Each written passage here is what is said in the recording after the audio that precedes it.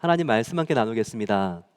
은혜 받으신 하나님 말씀 시편 37편 4절부터 6절, 신명기 1장 29절부터 33절까지의 말씀입니다. 우리 함께 하나님의 말씀 받도록 하겠습니다. 신명기 1장 29절 33절, 시편 37편 6절부터 4절부터 6절까지 말씀입니다.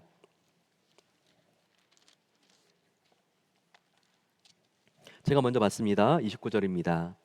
내가 너희에게 말하기를 그들을 무서워하지 말라, 두려워하지 말라. 너희보다 먼저 가시는 너희 하나님 여호와께서 애굽에서 너희를 위하여 너희 목전에 모든 일을 행하신 것 같이 이제도 너희를 위하여 싸우실 것이며, 광야에서도 너희가 당하였거니와 사람이 자기의 아들을 아는 것 같이 너희의 하나님 여호와께서 너희가 걸어온 길에서 너희를 아느사 이곳까지 이르게 하셨느니라 하나, 이 일에 너희가 너희의 하나님 여호와를 믿지 아니하였도다. 함께 봤습니다. 그는 너희보다 먼저 그 길을 가시며 장막 칠 곳을 찾으시고 밤에는 불로 낮에는 구름으로 너희가 갈 길을 지시하신 자이시니라. 아멘. 시편 말씀 함께 나누겠습니다. 37편 말씀입니다. 4절. 또 여호와를 기뻐하라. 그가 내 마음의 소원을 내게 이루어 주시리로다. 내 길을 여호와께 맡기라. 그를 의지하면 그가 이루시고. 함께 봤습니다. 내 의를 빛같이 나타내시며 내 공의를 정오의 빛같이 하시리로다. 아멘.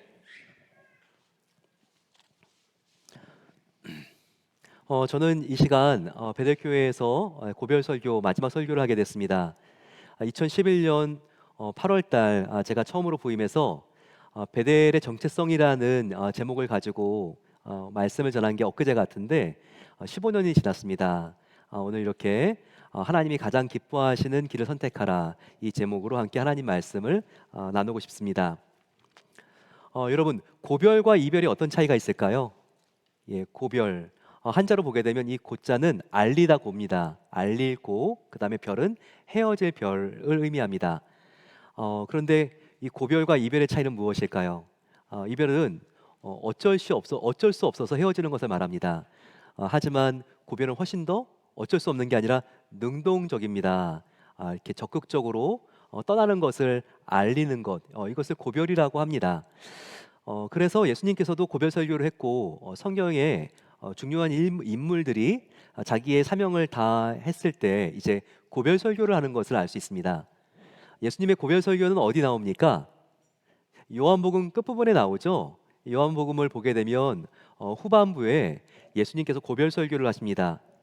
유언도 부모님이 가장 중요한 것처럼 이 고별 설교가 중요하죠. 예수님이 특별히 너희가 성령을 받아라. 세상이 알 수 없는 평화를 너에게 주노라. 새 계명을 너희에게 주노니 서로 사랑해라. 그래야지 이 세상이 너희가 내 제자인 줄을 알리라. 바로 이게 고별 설교의 핵심이었습니다. 너무나 은혜로운 말씀이죠. 또 사도 바울도 고별 설교를 했습니다. 지금의 튀르키예 지역에 이 밀레도를 가게 되면요, 여기에 에베소 성도들이 와가지고 고별 설교를 하는 것을 우리가 알 수 있습니다.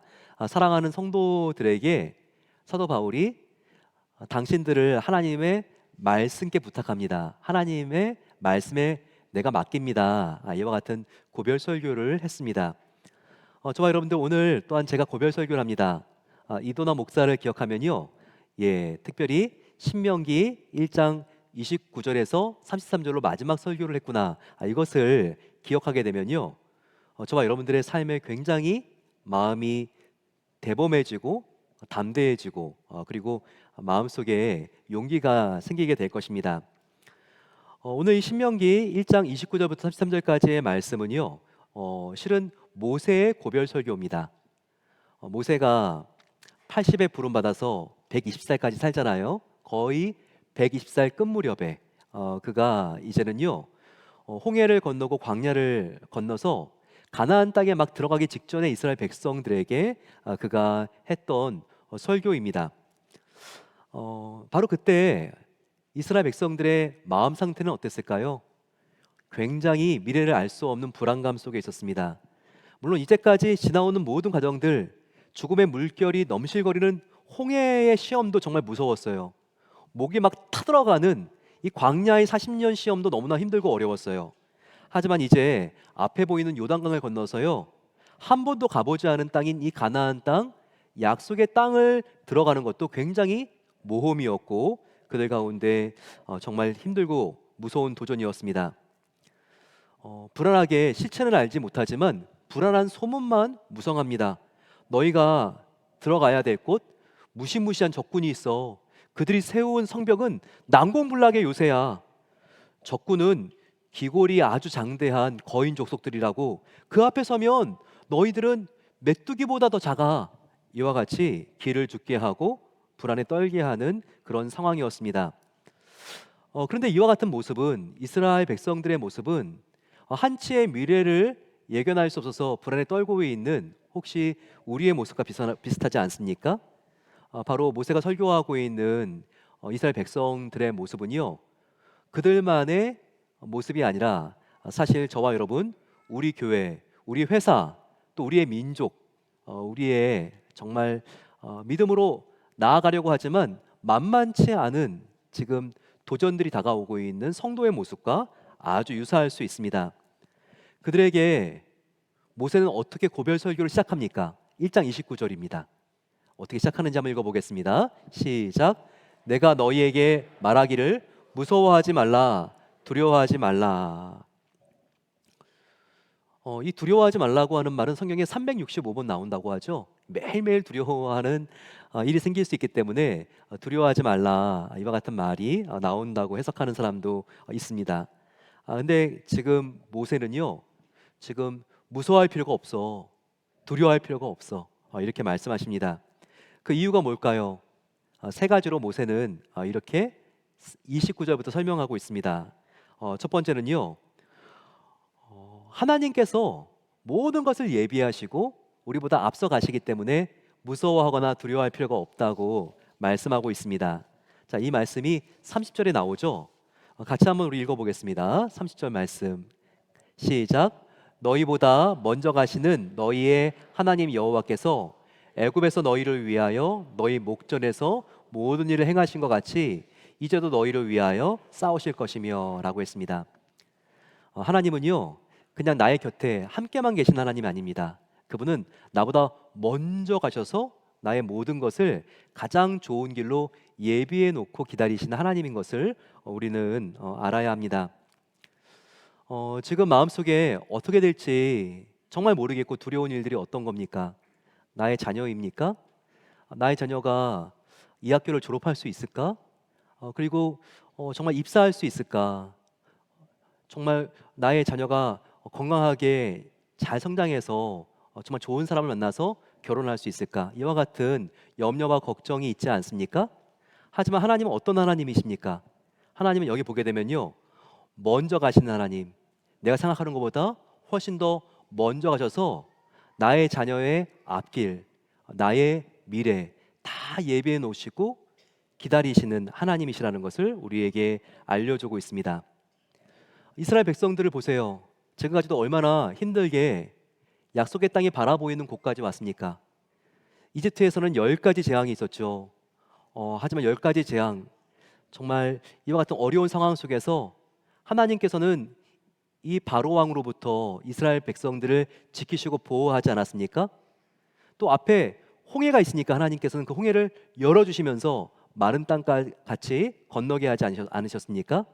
같은 하나님께서 먼저 가셔서 우리를 위하여 예비해 놓으신다는 것입니다. 저와 여러분들, 인생이 아무리 복잡하고 힘들고 어려워도요, 이 한 가지만 우리가 확실하게 제대로 할 수 있으면 인생은 승리할 수 있습니다.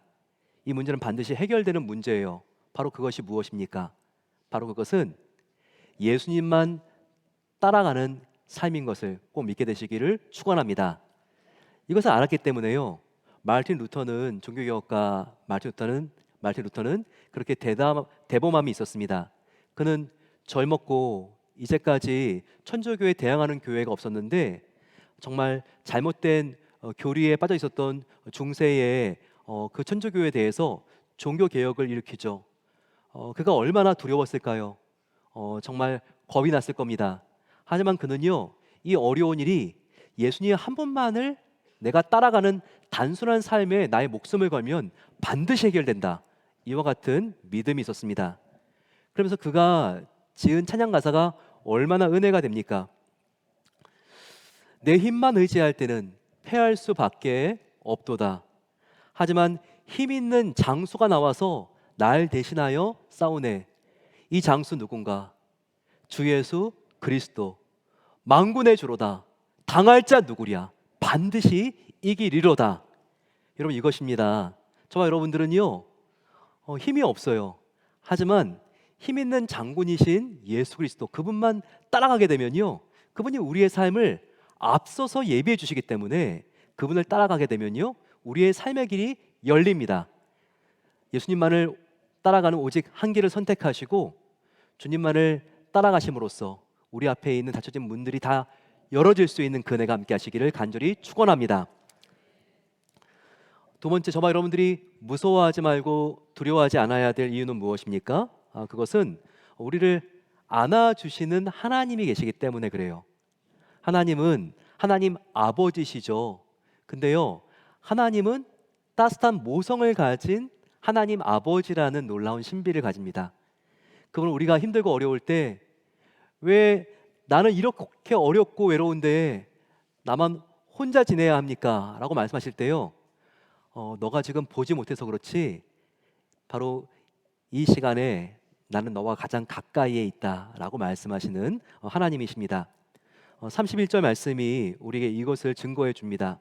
한번 31절 말씀 우리 같이 읽어보죠. 시작. 사람이 자기의 아들을 아는 것 같이 너희의 하나님 여호와께서 너희가 걸어온 길에서 너희를 아느사 이곳까지 이르게 하셨느니라. 우리가 기진하여 쓰러졌을 때 하나님은 우리를 안으시더라도, 우리를 뒤에 들쳐 업으시더라도 목적지까지 인도하시는 하나님인 것을 우리는 알아야 합니다. 이 그림 우리가 참 따뜻한 그림이기 때문에 엽서 같은 데서 많이 볼 수 있는 그림이지 않습니까? 스토리가 어떤 스토리죠? 예수님과 단둘이 길을 걷고 있었습니다.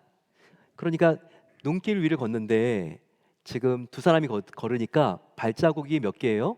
한 사람이 두 개씩 가지고 있으니까 네 개가 찍혀 있는 거예요. 어느 순간부터 이제 발자국이 두 개만 찍히기 시작합니다. 한참 이러기 시작하니까 뭔가 좀 투덜거리면서 말하죠. 예수님, 내가 이렇게 힘들고 어려운 차가운 길을 걷고 있는데 왜 나만 걸어야 됩니까? 예수님 어디 가셨어요? 그때 예수님께서 어디선가 말씀하십니다. 너 지금 뒤에 찍혀져 있는 발자국 때문에 그러니? 이것은 너의 발자국이 아니라 실은 너를 업고 지금 걷고 있는 나의 발자국이야. 너가 어느 순간부터 힘들어 지쳐 쓰러져 있기 때문에 내가 그때부터 너를 지금 업고 걸어가고 있어 라고 말씀하십니다. 여러분, 절대 여러분도 혼자가 아닙니다. 인생 끝까지 하나님이 업어서라도 안으셔서라도 여러분들을 인도하십니다. 이 주님을 믿으시고 가장 힘들 때, 보이지 않지만 가장 가까이에 있는 그 주님의 손을 꼭 붙잡는 저와 여러분 되시기를 간절히 소망합니다. 세 번째, 우리가 두려워하지 말고 무서워하지 말아야 될 이유는 무엇일까요? 바로 그것은 하나님은 우리의 길을 찾아주시고 우리의 길을 인도하시는 분이시기 때문에 그렇습니다. 바로 이와 같은 약속의 말씀이 바로 31절에 나와 있습니다. 31절 말씀, 33절 말씀, 네, 같이 읽어볼까요? 시작. 장막 칠 곳을 찾으시고 밤에는 불로 낮에는 구름으로 너희가 갈 길을 지시하신 자신이라. 바로 하나님이 우리가 힘들게 걸을 때 텐트를, 그날 묵을 수 있는 장막을 먼저 쳐주시고 구름 기둥, 불 기둥으로 우리를 인도하시는 세심한 하나님인 것을 우리에게 지금 증거하고 있습니다. 여러분, 하나님께서 우리에게 두려워하면 안 된다는 이유를, 할 필요가 없다는 이유를 세 개로 말씀하셨죠. 29절부터 그 이유가 무엇이죠? 바로 그분은요, 우리보다 앞서 나가서 예비하시는 하나님이시라는 겁니다. 그리고 그분, 우리가 쓰러졌을 때 업어서라도 안으셔서라도 우리를 인도하신 하나님이라는 거죠. 그리고 우리의 앞길을 미리 아시고 길을 찾아내시고 인도하시는 하나님이기 때문에 우리는 절대 미래에 대하여 아무리 불확실하게 여겨진다 할지라도 두려워할 필요가 없다는 것을 말씀하고 계십니다. 근데 무엇보다도요, 이와 같은 세 가지 하나님의 사랑이 바로 한 현장에서 다 나타났습니다. 바로 이 하나님의 세 가지의 사랑의 속성이 한 번에 다 드러나는 바로 그 공간이 바로 어디죠? 바로 예수님께서 십자가에 달려 죽으신 바로 그 현장입니다. 우리의 죄를 위해서 예수님은 십자가 위에서 단 하나밖에 없는 생명을 끊으시고 피를 흘리시며 죽으시고 부활하심으로써 우리에게 영원한 생명을 주시지 않았습니까? 그는 또한 우리에게 특별한 성령님을 선물로 주셨습니다. 바로 예수님의 영 성령님은요, 우리가 예수님을 믿는 순간 들어오셔서 영원히 떠나지 않고 우리와 함께 하시고 동행하시는 하나님의 영이십니다. 이렇게 하나님께서 얼마나 생명 다해 우리를 보호하시고 지켜주시고 앞길을 예비하시고 인도하시는 이와 같은 놀라운 은혜가 감사합니까? 십자가의 그 사랑과 은혜는요, 이 세 가지 하나님의 세 가지 사랑의 속성을 우리에게 보여주는 가장 귀한 하나님의 은혜 통로인 것을 우리가 알아야 합니다. 이것을 깨달을 때요, 우리 마음속에는 세상 어디에도 경험할 수 없는 기쁨이 생겨요. 그리고 하나님의 기쁨이 되어드리고 싶은 마음속의 소원이 우리 마음속에 솟아나기 시작합니다. 이와 같은 사람이 바로 시편의 다윗이었습니다. 오늘 시편의 다윗 37편을 보게 되면요, 그가 여호와 하나님을 얼마나 기뻐하는지가 나와 있어요. 그리고 기뻐할 때, 하나님을 기뻐할 때 하나님이 주시는 선물이 나와 있습니다. 한번 우리 시편 37편 4, 5절 말씀 읽어볼까요? 시작. 여호와를 기뻐하라. 그가 내 마음의 소원을 내게 이루어 주시리로다. 내 길을 여호와께 맡기라. 그를 의지하면 그가 이루시고 라고 했습니다. 여러분, 하나님을 우리가 기뻐하면 십자가에서 그 은혜가 얼마나 큰지를 생각하며 사람이 나를 사랑해줘도 그렇게 기쁜데 하나님이, 나를 이렇게 사랑하시는 하나님이 나를 정말 기뻐하시는데 여러분, 우리가 기뻐하지 않겠습니까? 하나님의 사랑에 우리가 기뻐하게 되면요, 놀라운 축복이 있어요. 이 축복은요, 돈이 막 어디서 굴러들어온 축복과 비교할 수 없습니다. 이 정말 축복은요, 나의 막 사회적인 지위가 높아져서 고소 승진을 하는 그런 축복과 견줄 수가 없습니다. 이 축복은 무엇일까요? 우리가 정말 하나님을 기뻐하면요, 받게 되는 그 축복은 하나님께서 우리를 옳은 길, 바른 길, 생명의 길로 인도하신다는 축복을 받게 돼요. 어떤 축복이라고요? 우리가 하나님을 기뻐하면요, 하나님이 우리의 길을 바르게 인도해 주시고 지도해 주시는 놀라운 축복을 받게 된다는 겁니다. 저도 최근에 아내와 대화하면서 이와 같은 경험을 했습니다. 이삿짐을 제가 이제 다음 주 목요일이면 한국으로 가는데 이제 정리를 하면서 그냥 아내에게 별 생각도 하지 않고 그냥 질문을 했습니다. 여보, 자기는 나의 선택, 한국 가기로 한 나의 선택에 대해서 확신하세요? 내가 한국의 신학교로 가기로 한 선택이 옳은 것을 당신은 확신하세요? 제가 그냥 무심코 이렇게 아내에게 질문했어요. 그랬더니 아내가 잠시 생각을 하더니 이렇게 말했습니다. 여보, 저는 이 길이 맞다고 확신해요. 그래서 제가 다시 물었습니다. 그래요, 여보? 당신은 내가 지금 여기에 있는 것과 그리고 떠나는 것 중에서 정말 어떻게 떠나는 게 맞다고 확신할 수가 있어요? 이렇게 제가 아내에게 물었더니 아내가요, 여보, 당신은 그 길이 당신이 기뻐하는 길이 아니라 하나님이 기뻐하는 길이기 때문에 모든 것을 가장 소중하게 생각하고 있는 것들을 내려놓았잖아요. 당신에게 가장 소중한 우리의 가족과 당신이 정말 사랑하는 베델 교회를 내려놓지 않았어요? 그래서 이 길을 선택했으면요, 그 길이 옳은 길이고 그 길이 맞는 길인 거예요. 그래도 제가 좀 이해가 되지 않았습니다. 여보, 하나님의 기쁨을 위해서 소중한 것을 내려놓은 게 왜 이 길이 그러면 맞다고 확신을 줄 수 있나요? 제가 아내에게 물었어요. 그랬더니 참 아내가 지혜로운 대답을 했습니다. 여러분들 잘 모르실 수 있는데 저의 지난 15년의 목회 여정을 보게 되면요, 아내가 정말 큰 역할을 했습니다. 제 아내는 어디서 이렇게 앞에 나가서 이렇게 말이 많거나 아니면 적극적으로 어떤 일을 하거나 그런 사람은 아니잖아요.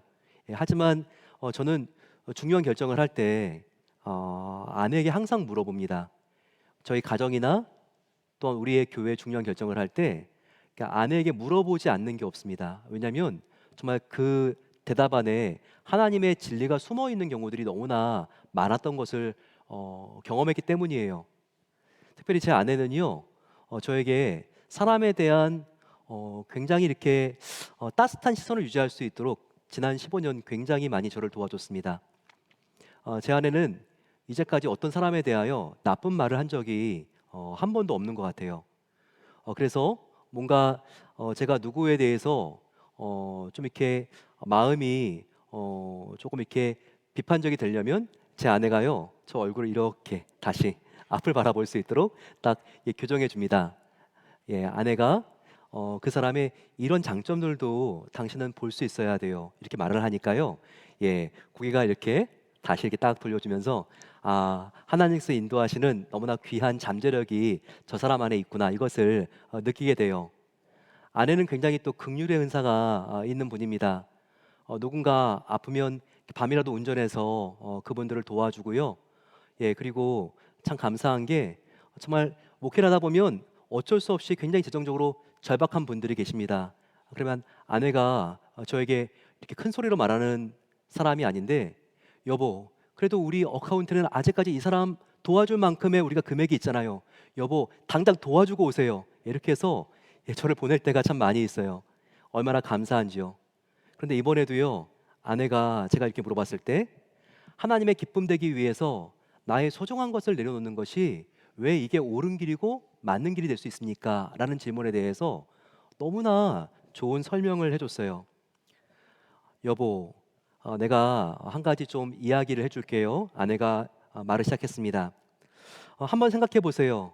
어린 아이가 있습니다. 어린 아이가 엄마를 너무나 좋아하고 기뻐하기 때문에 엄마가 생일이 다가오는데 기뻐할 줄 알고 선물을 주기 위해서 돈을 모으고 있다고 한번 생각해 보세요. 돼지 저금통이 있고 거기에 1불, 1불, 1불씩 모아가지고 어느새 100불이 됐습니다. 그 모습을 바라보면서 엄마가 정말 기특했어요. 얘가 이 돈을 모으는데 어떤 선물을 사올까? 내 생일이 다가오고 있는데 분명히 생일 선물이겠지? 나에게 지금 필요한 선물은 목걸이인데 목걸이를 사주면 좋겠다. 이렇게 엄마가 생각을 했다고 생각해 보세요. 이 아이가 백화점에 들어달라고 하더니 이제 엄마는 더 행복한 꿈을 꾸기 시작합니다. 이 아이가 이 돈을 가지고 목걸이를 사가지고 나오면 좋겠는데 그런 생각을 잠시 해봅니다. 그런데 해맑게 나오는 아이, 생일 선물로 엄마에게 줄 스카프를 사와서 뛰어나옵니다. 이때 여보 한번 생각해 보세요. 이 아이가 자기가 가진 모든 것들을 내려놓고 목걸이가 아니라 엄마를 위해서 스카프를 가지고 온다고 해도 엄마의 마음이 실망스러울까요? 섭섭할까요? 아니에요. 똑같이 기쁠 거예요. 엄마에게는 정말 스카프든 아니면 목걸이든 이 아이의 마음 때문에 이미 너무나 이 아이가 이쁠 거고 엄마는 행복할 거예요. 바로 그거인 거예요. 당신도 이길 때문에 맞는 거고 저길 때문에 맞는 게 아닌 거예요. 오직 하나님을 기쁘시게 해드리기 위해서 내린 선택이니 그 길이 옳은 거고 그 길이 맞는 거예요. 하나님을 기쁘시게 하는 길이라면 그 길이 생명의 길이에요. 이 길에 확신을 가져도 돼요. 아내가 이렇게 말하는 것이었습니다. 정말 그 말이 맞았습니다. 그렇구나. 이번 결정이 다른 이유 때문에 맞는 것이 아닌 거구나. 오직 하나님을 기쁘시게 해드리기 위해서 내린 선택이기 때문에 이 길이 옳은 길이고 생명의 길이 될 수 있는 것이구나. 그와 같은 마음을 갖게 되었습니다. 이와 같은 시각으로 보니까요, 성경이 보이기 시작하는 거예요. 보시게 되면 우리가 함께 읽었지만 다윗을 보세요. 여호와를 기뻐하라. 그리하면 내 길을 지도하시리라. 뭐하면? 여호와를 기뻐하면 하나님께서 우리의 앞길을 지도해 주신다고 약속해 주셨습니다. 4절도 보세요. 또 여호와를 기뻐하라. 그리하면 내 마음의 소원을 내게 이루어 주시리로다. 그래서 여러분, 성경은 반드시 이 길로만 가야 되고 저 길로 가면 이젠 끝장이고 이런 말씀이 없는 것을 우리는 알아야 합니다. 이 사람하고 결혼하지 않고 저 사람하고 결혼해버리면, 이 사람과 동업하지 않고 저 사람과 동업을 하면, 이곳으로 이사가지 않고 저곳으로 이사가면 이제는 돌이킬 수 없다. 이제는 끝이라고 성경은 말하고 있지 않습니다. 오직 유일한 한 길, 예수 그리스도 밖에는요 다른 길이 없어요. 그분의 기쁨이 되는 길을 선택하면요 그 길이 틀림없는 것입니다. 그 길에 생명이 열리는 것입니다. 아무리 내 인생이 늦었고 돌아 딴 길로 간 것 같다 할지라도요, 이 순간 그분의 기쁨이 되는 길을 선택하면 하나님은 다시 우리의 닫힌 인생길을 열어주신 하나님이십니다. 얼마나 이것이 감사합니까? 여러분, 매번 하나님의 기쁨이 되는 길이 무엇일까? 우리가 물으면서 한 걸음 한 걸음 걷는 것이 키포인트인 거예요. 그러면요 하나님께서 반드시 바른 길로 우리의 길을 회복시켜 주시고 옳은 길로, 생명의 길로 인도해 주십니다. 성경을 보세요. 이 말씀이 맞습니다. 여호수아서 1장을 보시기 바랍니다. 결코 너가 어떤 길을 가야지만 형통할 것이다 라고 말하고 있지 않습니다. 오히려 어떻게 말합니까? 이 길, 저 길만이 아니라 너가 어느 길로 가든지 형통하리니 라고 말하고 있습니다. 어느 길로 가든지. 하지만 전제 조건이 있죠. 어떤 조건이 있습니까? 주야로 말씀을 묵상하고 그 말씀 율법에 순종하고 나가면이라고 하는 그 앞에 조건이 있죠. 주야로 말씀을 묵상하는 게 뭐예요? 그것은 바로 여호와 하나님을 기뻐하는 삶을 말하는 거예요. 우리의 내면이 여호와를 기뻐하는 상태로 가득하면 우리가 어떠한 결정을 하나님을 기뻐하시는 동기로 내리든지 하나님께서 그 길을 놀랍게 열어주시고 회복시켜 주신다는 약속의 말씀인 것입니다. 요한복음을 보세요. 같은 말씀이 있습니다. 요한복음 15장을 보게 되면 예수님께서 너가 이것만 구해야 내가 주겠다라고 말씀하십니까? 아닙니다. 예수님께서는요 너가 무엇이든지 구해라. 그리하면 내가 이루리라 라고 말씀하십니다. 하지만 앞에 전제 조건이 있죠. 요한복음 15장은 포도나무와 가지장이죠. 이 비유를 통해서 예수님께서는 너가 내 안에 거하고 내 말이 너희 안에 거하면이라고 하는 조건을 다셨죠. 바로 이 상태는 어떤 상태일까요?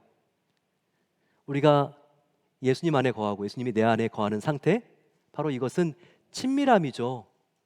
바로 영적인 친밀함. 역시 우리가 하나님 한 분만을 기뻐하는 상태를 말한다는 겁니다. 그러면요 우리가 무엇이든지 이 마음의 상태에서 구하면 하나님께서 너의 구한 것이 나의 뜻과 맞기 때문에 무엇이든지 구하더라도 내가 이루어 주겠다라고 말씀하시는 것입니다. 즉 여러분, 우리가 하나님을 전심으로 기뻐하는 마음 상태를 가지게 될수록 우리는요 훨씬 더 하나님의 뜻대로 결정을 내리기 때문에 우리의 선택은 훨씬 더 자유로워질 수가 있습니다. 우리가 이런 마음의 상태로 하나님이 기뻐하시는 그 길을 선택하게 되면요 하나님이 영광을 받아주시고 그 길을 놀랍게 옳은 길로, 생명의 길로 변화시켜 주시는 것입니다. 제가 다음 주부터 가서 강의를 하게 될 총신대학원은 그 전신이 1901년 개교한 평양신학교입니다. 평양신학교는 사무엘 마펫, 한국 이름으로는 바로 마포 삼열 선교사님이 세운 학교입니다. 이 마포 삼열 선교사님은요 총신대학뿐만 아니라 신학교뿐만 아니라 숭실대학교도 세우신 정말 근대 교회사의 선교사, 목사, 교육자로 한국 사회에 큰 족적을 남긴 분입니다. 마포 3년 선교사는요, 1800년도 후반 분이신데 인디애나 출신입니다. 인디애나에서 그가 살고 있을 때 그가 특별히 매사추세츠에 있는 무디 목사님의 부흥 집회에 참석했습니다. 그때가 22살이었는데요. 복음을 위해서 헌신하게 됩니다. 그리고 나서는 본인이 삶을 내가 복음에 걸겠다라고 말하면서 신학교를 가게 됩니다. 가게 된 신학교는 시카고에 있는 맥코믹 신학교였습니다. 인디애나나 지금도 가보시면 알지만 일리노이 시카고나 멀지가 않잖아요. 그가 맥코믹 신학교에 다니면서 특별히 자기가 헌신하는데 굉장히 도움을 줬던 무디 목사님이 계시는 무디 교회에 자주 방문했습니다.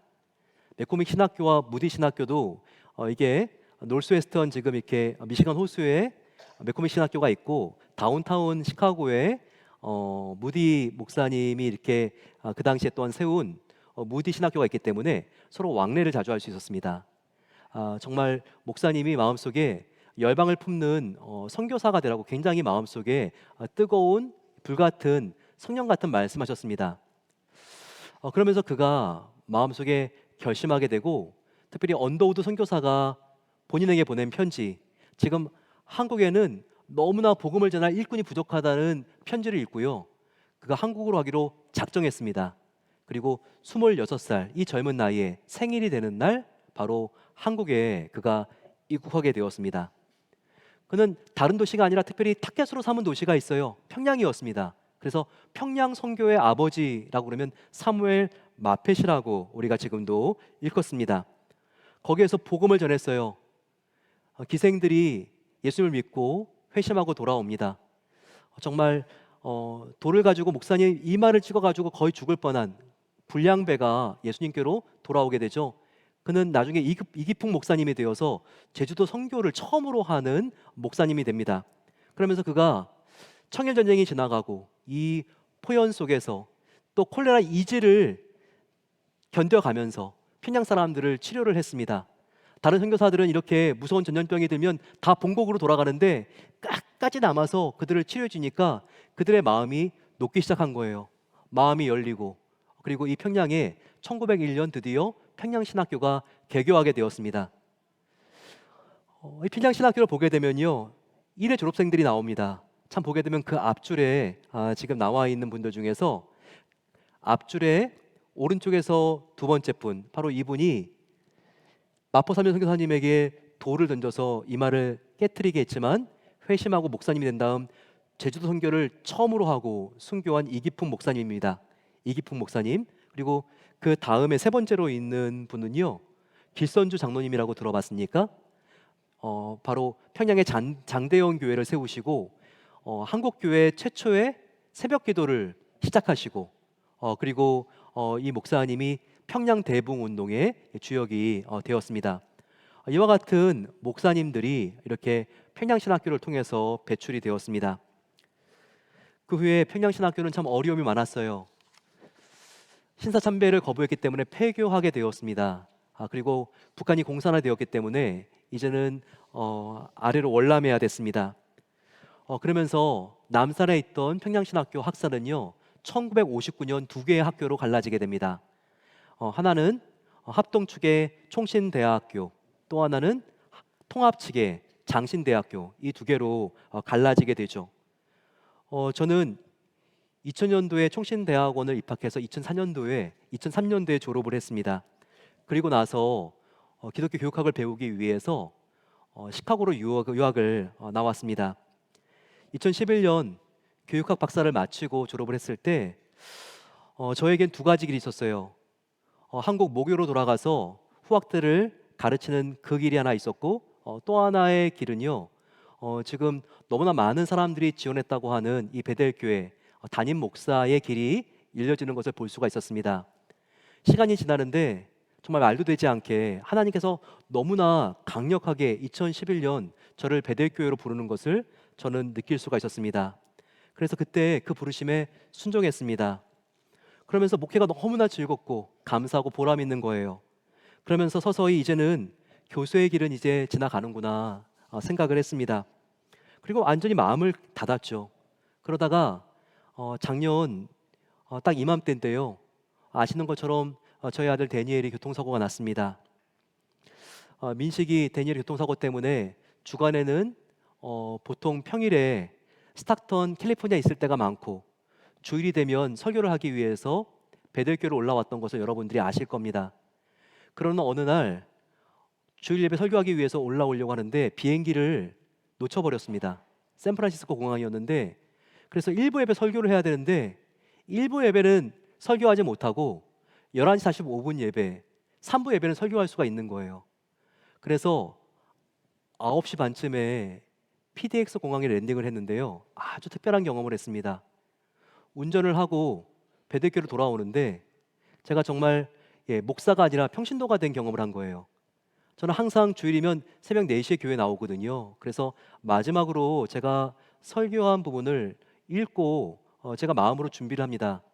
그런데 15년 목회하면서 처음으로 제가 9시 반이 넘은 시간에 예당교회를 지나고 영락교회를 지나고 에덴교회를 지나고 저희 교회로 돌아오는데, 또 많은 들어오는 차량 중에 하나로서 안내하신 지사님들의 안내를 받으면서 돌아오는데 저희 교회가 너무나 감사하고 사랑스러운 거예요. 주차장에서 바라보는 우리 교회의 모습, 이제까지는 안에서 밖을 봤는데 처음으로 밖에서 안을 바라보는 모습. 시니어분들이 정말 정답게 인사를 나누며 안부를 묻고 안으로 들어갑니다. 유모차를 서로 끌고 들어오시는 30대 가정이 있습니다. 우리 베델교회가 내가 안에서 보는 모습보다 바깥에서 보는 모습이 더욱더 참 귀하고 따뜻하구나, 이것을 느낄 수가 있었습니다. 마치 이것은요, 굉장히 아파가지고 병원 한번 가서 학교 제 시간에 등교하지 못하고 한 11시 반쯤 학교로 돌아오는 학생의 모습이라 할까요? 이미 다 교실에 들어가서 수업을 하고 있는데 혼자 들어가는 모습. 그런데 목사가 그런 모습이 되어서 한번 생각해 본 거예요. 이렇게 좋은 교회를 목회하신 하나님께 정말 감사드리면서 또 한 가지 생각을 했습니다. 하나님, 주님께서 이 귀한 성도님들과 함께 정말 이렇게 하나님을 기쁘시게 하는 삶을 지금까지 내가 14년을 걸어왔는데, 하나님, 나의 남은 삶 제가 어떤 일을 해야지 하나님께 진정한 기쁨이 될 수 있을까요? 그와 같은 기도를 하나님께 드렸습니다. 그러다가 이런 마음을 가지고 있는데 작년 가을에 저의 모교 총신대학원에서 갑자기 연락이 왔습니다.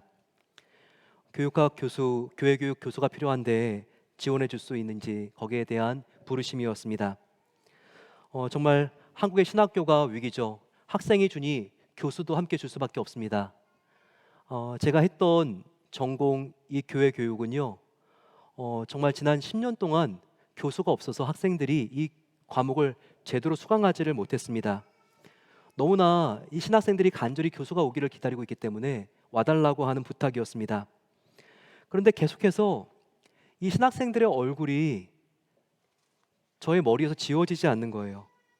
사랑하는 베델교회를 떠나는 것은 너무나 슬픈 일이고 너무나 가슴이 아파서 학교로 마음이 열리는 것도요, 정말 너무나 마음이 두려워서 계속해서 그 마음을 닫으려고 했습니다.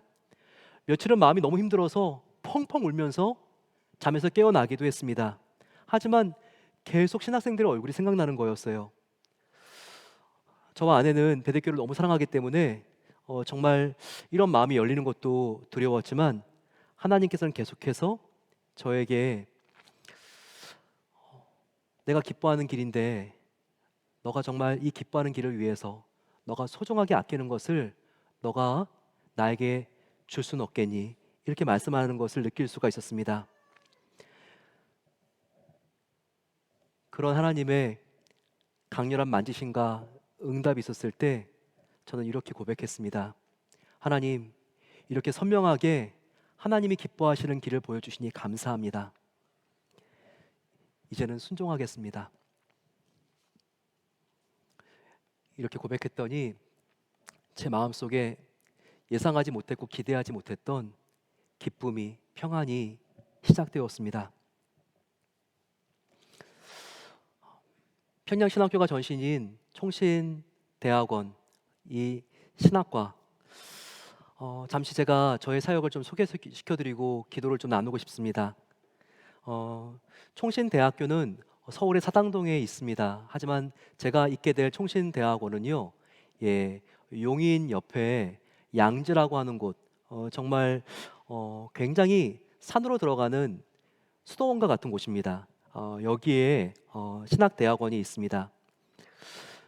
보시게 되면 정말 군부대 같은 그런 이렇게 오솔길을 지나서 들어가게 되면 채플이 나오고, 그리고 이 채플 건물 주변에 강의실과 기숙사들이 있습니다. 지금 한국의 신학생들이 줄고 있긴 하지만 한국에서 가장 큰 신학대학원이기 때문에 지금 이 목회자가 되고, 그리고 어떤 선교사가 될 학생들 1200명이 여기에 숙식을 같이 하면서 함께 모여 있는 공간입니다. 여기서 공부하는 학생들은요, 3년이 지나면 정말 한국과 디아스포라 이민교회와 선교지 각 곳으로 다 흩어져서 들어가게 됩니다. 저는 여기서 2학년들을 가르치게 되는데요. 교회 교육 교수가 한 명이기 때문에 모든 전교생이 2학년 때 한 번씩은 제가 섬기는 이 과목을 들어야 합니다. 이번 학기는 4개 반인데 3개의 반은 한국 학생들, 1개의 반은 글로벌 목회학 석사 과정을 가리키게 되는데, 동남아시아와 그리고 또 선교지와 특별히 아프리카에서 온 학생들, 이 학생들 50여 명을 제가 가리키게 됩니다. 하나님 참 놀라운 것은요, 미국에서도 저는 영어를 하지 않고 한국말을 했는데 한국에 가니까 이제는 영어로 강의하라고 하십니다. 여러분들이 저를 위해서 영어 방언을 받던지 아니면 영어 실력이 점프를 하던지 그렇게 될 수 있도록 정말 기도를 해주셔야 됩니다. 정말 한 해에 수십만 명씩 교회를 빠져나가고 있는 한국 교회 위기, 이럴 때 정말 신학교가 살아나는 게 정말 중요합니다. 신학교를 통해서 목회자와 선교사가 배출될 수 있기 때문에 한국 교회가 신학교가 살아났을 때 다시 살고 부흥할 수 있게 되고 선교제가 살 수 있게 됩니다. 신학교는 마치 펌프와 같은 심장이라 그럴까요? 각 말초신경까지, 또한 끝까지 모세 혈관까지 피가 공급되기 위해서는 펌프질을 잘하는 바로 심장이 필요하듯이, 신학교가 살고 신학교가 건강해져야지 하나님의 교회가 다시 건강하게 회복되고 치유되고 부흥할 수 있는 것입니다. 이를 위하여 우리 모든 성도님들, 저와 함께 내가 정말 주님의 기쁨 되기를 원합니다. 이 마음을 함께 하나님께 드리며, 우리가 내가 하나님의 기쁨 될 때 하나님께서 나의 막혀져 있는 것과 같은 길이라 할지라도 그 길을 하나님께서 인도하시고 지도하시고 가장 최선의 길로 인도하실 줄로 믿습니다. 함께 행진하고 전진하는 우리 모든 복된 성도님들 되시기를 축원합니다. 기도하시겠습니다. 사랑의 아버지 하나님, 이 부족한 자를 주님께서 이 복된 자리에, 말씀을 나누는 자리에 15년 동안 세워주셨습니다. 하나님의 가슴 벅찬 은혜 감사드리며, 그리고 아버지 하나님, 이와 같이 함께 하나님의 말씀을 붙들고 씨름하며 우리의 삶의 현장에서 나누려고 하는 너무나 멋지고 아름다운 성도님들을 만나게 하신 것을 감사합니다. 아버지 하나님, 정말 우리의 앞길이 알 수 없습니까? 하지만 지금 현실이 그렇다 할지라도 우리를 안으시고 우리보다 먼저 가시고, 그리고 우리를 가장 선한 길로 인도하시는 하나님이 있는 것을 믿게 해주시고, 그 은혜로신 하나님께 우리가 날마다 감사와 기쁨으로 순종으로 주님의 길을 갈 수 있도록 하나님께서 은혜를 베풀어 주시옵소서. 그럴 때 아버지 하나님, 우리의 길을 열어주시고 생명의 길로 변화시켜 주실 주님을 믿고 나아갑니다. 존귀하신 예수 그리스도의 이름으로 간절히 기도드립니다. 아멘.